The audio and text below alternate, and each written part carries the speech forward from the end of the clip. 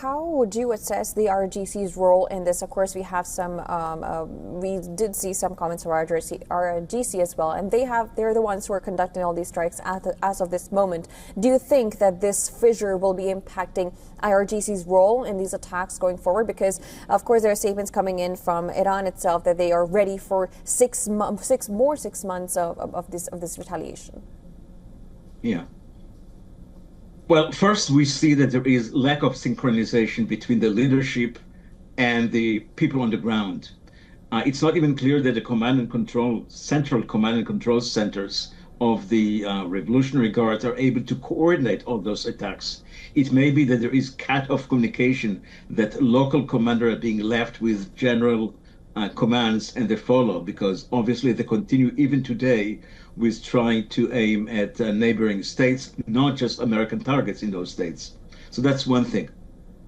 The other thing is it appears that everybody is playing, everybody has a different sense of time, and everybody believes that their sense of time is better than the other one.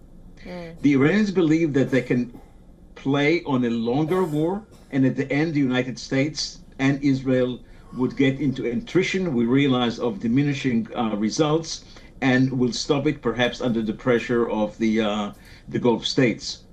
At the same time, Israel believes that Iran is losing its resources, in particular military resources and munitions.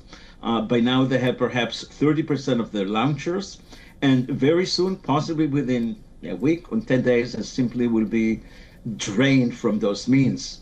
So there is different sense of time and the way that time, the factor of time, is working for whom. My sense is that the Iranian may not realizing how poor is their situations, because as of actually today and yesterday, Israel moved to the next phase of attacks, essentially infrastructure, military and civilian, but particularly military armaments. And they're trying to attack all the elements of the chain of productions, from the elements to the assembly, to the supply, to the storage. And it goes pretty fast. As you know, today there was a bombing of, as your picture shows, of oil refineries or oil facilities. And that being said, so now we talked about Iran and how long it can go, but what about the Gulf states? Because how long can Gulf states go thinking about the U.S. protection? Because let's talk about not just materialistic or rather practical infrastructure, the kind of retaliation that they receive, but also in economic terms. How long can the Gulf states hold on, considering the fact that it's not just oil, but even gold, and a lot of things are being impacted in these Gulf states?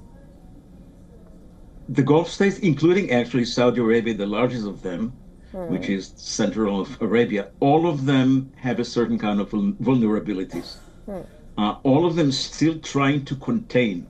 For example, Saudi Arabia, the biggest of them, warned for the second time, I believe, the Iranians, if they continue, the Saudis would not tolerate it and would possibly join the attack. But interestingly enough, they have not done so for 8 days. So they're trying to contain. They're the weak element within the chain.